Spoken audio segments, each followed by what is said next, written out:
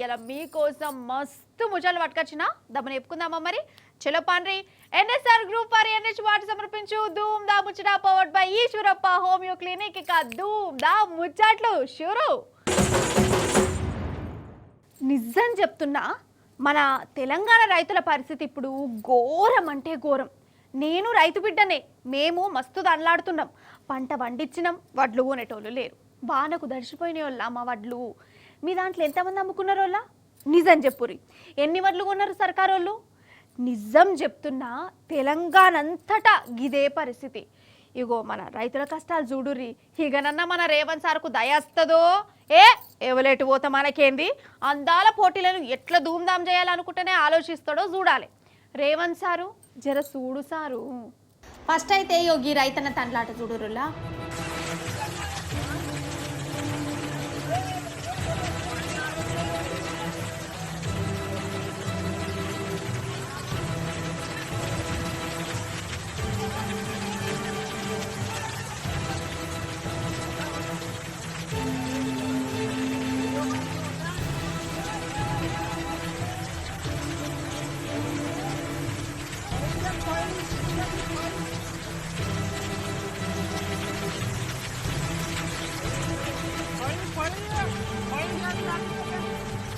పండించిన పంట నీళ్ళ పాలైతుంటే అవి దడవకుండా ఎంత తండ్లాడుతుండో చూడు.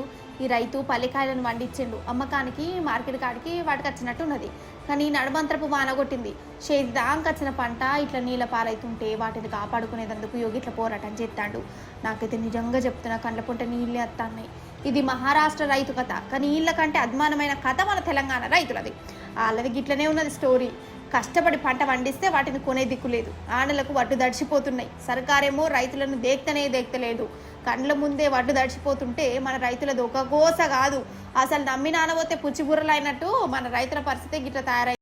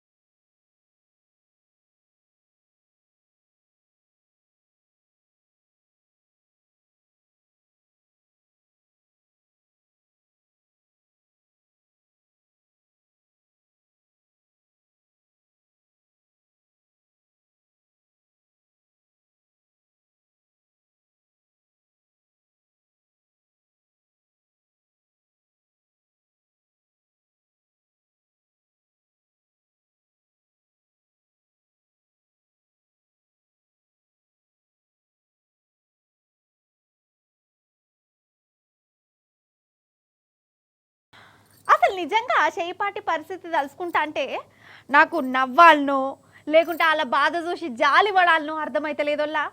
ఎందుకంటారా, శశి తరూర్ అని ఒక ఎంపీ సార్ ఉన్నాడోల్లా. చేయిపాటి సారే చాలా ఫేమస్సే సార్. ఇంగ్లీష్లా మస్తు మాట్లాడతాడు సారు. అంటే నేను కాంగ్రెస్ అంటారు, కానీ ఇప్పుడు ఈ సార్ మీద చేయిపాటోళ్ళ కంటే కూడా పూపాటోలు ప్రేమలు, అభిమానాలు, ఆప్యాయతలు బాగా పెంచుకున్నారు వాళ్ళ. ఎంత పెంచుకున్నారు అనుకుంటుర్రు? అసలు ఆ ప్రేమలు చూసి శశి తరూర్ సార్కే ఇట్లా గావర అవుతుందట. చూడురి మరి మీరే ఆ ప్రేమల్ని. నిజంగా శశి తరూర్ సారే కావాల్సుకొని ఆట ఆడుతుండా, లేకుంటే ఈసారినే నడుమిట్ల పెట్టి ఈ పువ్వు గుర్తు పార్టీ లీడర్లు షేపాటిని గిచ్చుతుర్రా, ఇదే సక్క తెలుతలేదు. అయితే ఆపరేషన్ సింధూర్ ఆగిపోయినట్టే కదా మన కాడ. మరి పాకిస్తాన్ మీద ఇంకా మన దేశం కోపంతోనే ఉన్నది. అయితే ఆ పాకిస్తాన్ సర్కారు మన దేశం మీద ఎంత కుట్ర చేసిందో, ఉగ్రవాదులను ఎట్లా జాదుతుందో దునియా ముందు బయటపెట్టి పాకిస్తాన్ ఇజ్జత్ తీసి కుప్ప పెట్టాలని మన సెంటర్ సర్కారు నిర్ణయించింది. అన్ని పార్టీల ఎంపీలను కొన్ని దేశాలకు పంపి పాకిస్తాన్ కథ ఏందో అందరికీ టామ్ చేస్తుంది అన్నట్టు. ఇక ఈ ఎంపీలను 7 గ్రూపులను చేసింది. ఈ గ్రూపులకు గ్యాంగ్ లీడర్లు ఉండాలి కదా. మరి మీ పార్టీలలో ఏ కంపెనీ గ్యాంగ్ లీడర్గా పెట్టాలనో చెప్పురని పార్టీలకు సెంటర్లో అడిగిర్రు. ఇక వాళ్ళు కూడా కొన్ని పేర్లు పంపితే వాళ్ళనే పెట్టిందట. ఇట్లా డిఎంకే నుంచి కనిమొలి, కాంగ్రెస్ తరపున శశి తరూరు, ఇట్లా ఇసంటోళ్ళను గ్రూపులకు వెబ్బని చేసింది. అయితే ఈయన్నే ఒక ట్విస్ట్ ఉన్నది. చేయిపాటికి చక్కెర వచ్చినట్టయింది. ఏంటంటే అసలు శశి తరూర్ పేరును చేయిపాటోళ్ళు చెప్పలే, కానీ చెప్పకున్నా సంటరోళ్ళు మాత్రం ఏరి కోరి శశి తరూర్ సార్ను పెబ్బని చేసిరు. ఇక ఎప్పురి కథ అంటే ఏందన్నట్టు, శశి తరూర్ మీద ఈ పువ్వు పార్టోళ్లకు గంతగనం పాయడం ఎందుకు పుట్టినట్టు, ఇక దీని మీదనే కాంగ్రెస్ వాళ్ళు లడాయి చేస్తురు. అట్లెట్లుంటుంది, మేము చెప్పని మనిషిని మీరెట్లా తీసుకుంటారు, ఇదేం తరికా అని వాళ్ళు అంటారు. ఇక ఇంకో దిక్కు శశి తరూర్ సారేమో దేశం కోసమే కాదా నన్ను పెబ్బని చేసినందుకు సంటరోళ్ళకు క్షణార్థనని చెప్పుకత్తుండు. అంటే ఏమవుతుంది అన్నట్టు, మొన్నటికి మొన్న ఇదే శశి తరూర్ సార్ను మన మోడీ సార్ దగ్గర పిలిపించుకొని ఆలయ బలయ తీసుకున్నాడు. నువ్వు మంచోనివి తోపువి అని తారీఫ్ చేసిండు. ఇక ఇప్పుడేమో ఏరికోరి శశి తరూర్ సార్నే ఎంపీలకు పెబ్బని చేసిండు. మరి ఉన్నట్టుండి పూపాటోళ్ళు శశి తరూర్ సార్ మీద ఎందుకు ప్రేమలు ఒలకబోస్తురో ఏందో వాళ్ళకే తెలియాలి. వాళ్ళకంటే ఎక్కువ చేపాటోళ్ళకు కూడా ఎరకయ్యే ఉండాలి. ఇప్పుడు మనం ఆంధ్ర దిక్కు పోదాం. ఆడ అనంతపురం జిల్లా ఉన్నది. ఆ జిల్లాల కళ్యాణదుర్గం అనే పెద్ద ఊరున్నది. ఆ ఊర్లే అబ్కారోల పోలీస్ టౌన్కే పోవాలి. ఆ పోలీస్ టౌన్లో సిఐ హసీనా మేడం ఉన్నది. ఆ హసీనా మేడం కాలుకు తొడుక్కునే చెప్పును తీసి చెంపలకు పని చెప్పిందట. మరి గట్లెందుకు వేసింది, ఎవరు చెంప వలిగింది, చెప్పు తెగిందా, చెంప మీద ముద్దర పడ్డదా, ఏది ఒమ్మలు కరుచుకుందాం రాని. మరి ఆంధ్రలోనొల్ల అనంతపురం జిల్లా కళ్యాణదుర్గం అబ్కార్ పోలీస్ టౌన్లో జూడూరిగా గీ పంచాది.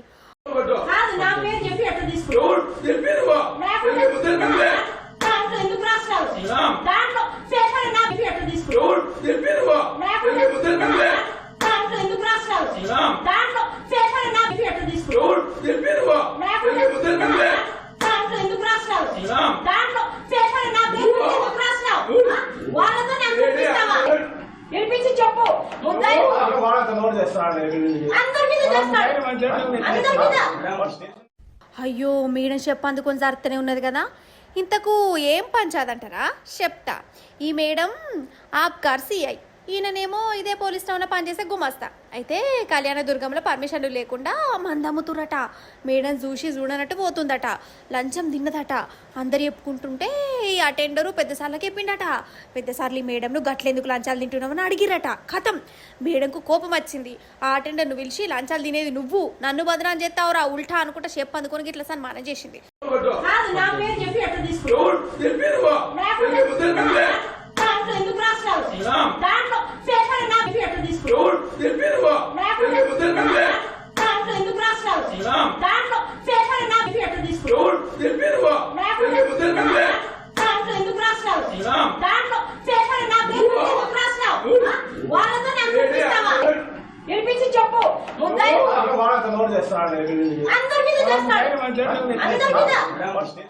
పాపం ఈ అటెండర్ మీద ఎన్ని చెప్పు ముద్దలు పడ్డాయో. మేడంకు గింతకన్నా బీపీ ఎందుకు కావచ్చు. అయినా సరే ఆ అటెండర్ లంచాలు తిని ఈమెను ఉల్టా బదనం చేసిండని అనుకుందాం. మరి పెద్దసార్లకు చెప్పచ్చు కదా, మేడమే చెప్పందుకొని కొట్టుడేందో. అగర్సే ఈ మేడం కూడా లంచాలు తిన్నదని రుజువు అయితే నన్ను కూడా గట్లనే కొట్టురి అని అంటదా ఏందో యో పోరి పంచాది. ఏ మాటకా మాటేనోళ్ళ అసలు మన బలమేందో మనకే తెలియదు. మనకే ఏంది హనుమంతునికే తెలవలే వెనకట కదా, కానీ తెగిస్తే మాత్రం ఉన్న బలమంతా బయటికి తీస్తాం. సరే ఈ సందేశం ఎందుకు చెప్తున్నా అంటే, ఇప్పుడు మనం ఒక ఊరికి పోదాం. ఆ ఊర్లే 3 అంతస్తుల మేడున్నది. ఆ మేడ మీదనే ఒక మ్యాజిక్ జరిగింది. అదేందో చూడాలా మీరు, మరి చూసేయండి. ఫస్ట్ అయితే ఇది చూడురు మీరు.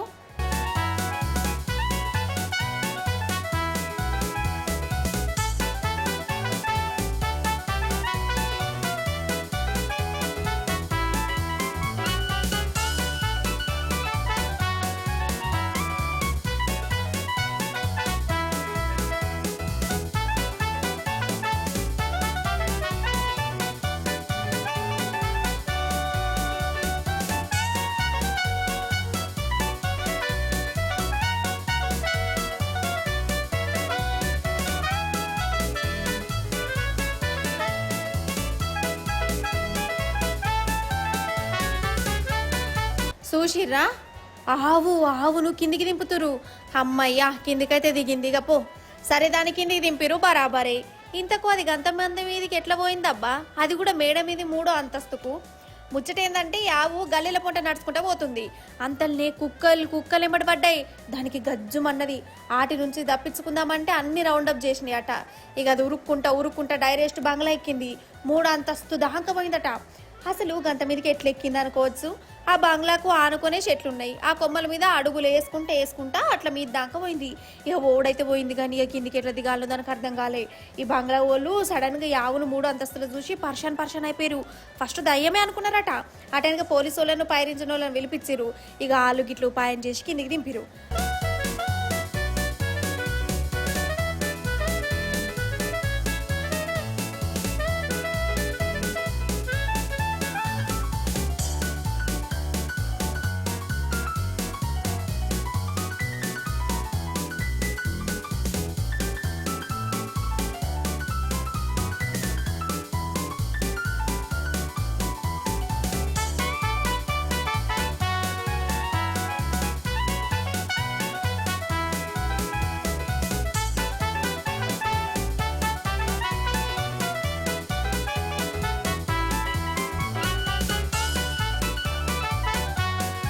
అసలు ఈ ముచ్చట ఎందుకు చెప్పినా అంటే తలుసుకుంటే కానిది అంటూ ఏది ఉండదు. పానం పోతుందన్న భయం తెగింపు ఆ ఆవును ఇట్లా మేడెక్కి తట్టి చేసింది. అంటే దాని బలం ఏందో దానికే తెలవలేదన్నట్టు ఇన్నొత్తులు. ఇక భయం పోయినాక దానికి ఎట్లా దిగాలో అర్థం కాలే. అయితే ఎవరైనా ఇట్లా హైదరాబాద్కి కొత్తగా వచ్చినప్పుడు వాళ్ళు ఏం చేస్తారులా, హైదరాబాద్లో ఇట్లా ట్యాంకు బండు, చార్మినారు, ఇట్లా గోల్కొండ ఇట్లాంటి అన్ని ప్లేసులు చూసుకుంటూ వస్తారు కదా. అయితే మొదలు నేను వచ్చినప్పుడు కూడా ఇట్లా ట్యాంక్ బండ్ దిక్కు పోయిన అన్నట్టు. కానీ ట్యాంక్ బండ్ దిక్కు ఒక మస్తు రోజులు అవుతుంది అన్న. అయ్యో ఈ ముచ్చట చెప్పమంటే ఆ ముచ్చట చెప్తాను. అయ్యో నేను ఏదో ముచ్చట చెప్పబోయి ఇంకేదో ముచ్చట మీకు చెప్తానా. ఇక ఆ ముచ్చట ఇక్కడ కూర్చొని చెప్పు నాతో కాదు కానీ నేను టీవీ వెనుకకు పోయి చెప్తా. మీరైతే చూసేరి. ఇగో గిదే ముచ్చట చెప్దాం అనుకొని నా హైదరాబాద్ ముచ్చట చెప్తున్నా. అయితే ఈ తాంబేలు ఉన్న చూడు, ఇది ఉత్తపచ్చి తాంబేలు కాదు, తిరుగుబోతు తాంబేలు. మనం కదా మన ఊరు నుంచి హైదరాబాద్కి వచ్చినట్టు ఇది ఒడిశా రాష్ట్రం నుంచి మన పక్క రాష్ట్రం ఆంధ్రప్రదేశ్కు అడుగేసుకుంటూ వచ్చిందోలా. అంటే పాదయాత్ర చేసింది అన్నట్టు. అరే అవంటే ఇదట ఆలివ్ రిడ్లే తాంబేలు. ఒడిశా సముద్రం నుంచి నడక స్టార్ట్ చేసి ఇగో ఇట్లా ఆంధ్ర దాకా వచ్చింది. అది కూడా 51 రోజులు తొవ్వెంబడి దొరికినాయి తినుకుంటా అక్కడక్కడ దమ్ము తీసుకుంటా పగోళ్ళతో తప్పించుకుంటా వచ్చిందట. నమ్మ బుద్ధి అయితే లేదు కదా. కొన్ని ముచ్చట్లు గిట్లనే అనిపిస్తాయి మరి.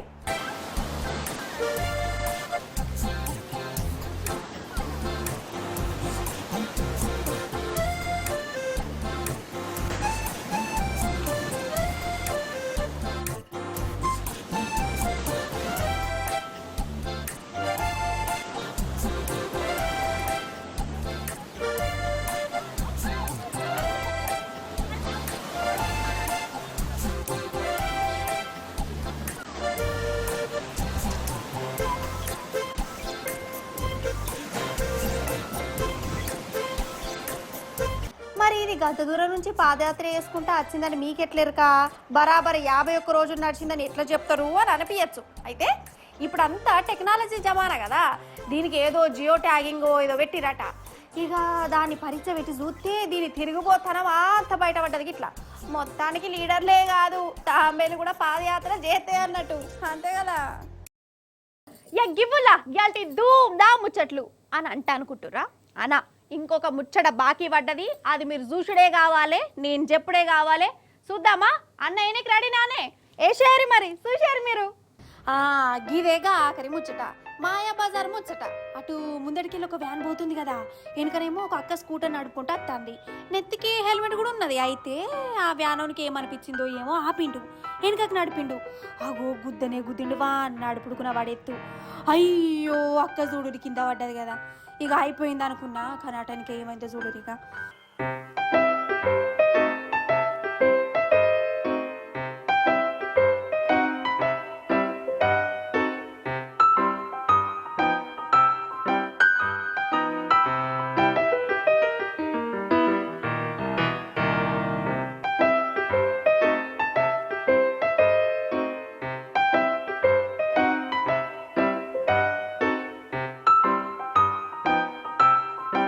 వారెవ్వా అక్కకు కొంచెం కూడా ఏం కానగాలే. బండి మాత్రం తుక్కు తుక్కు అయిపోయింది. చెట్టు కూడా ఇరిగిపోయింది. అదృష్టం అంటే ఈ అక్కదే పోరు. అందున హెల్మెట్ పెట్టుకున్నది కాబట్టి ఇంకా ఏం ఆపతి రాలే. నిజంగా ఎంటిక వాసల పానాలు దక్కించుకున్నట్టు గిదే కావచ్చు కదా.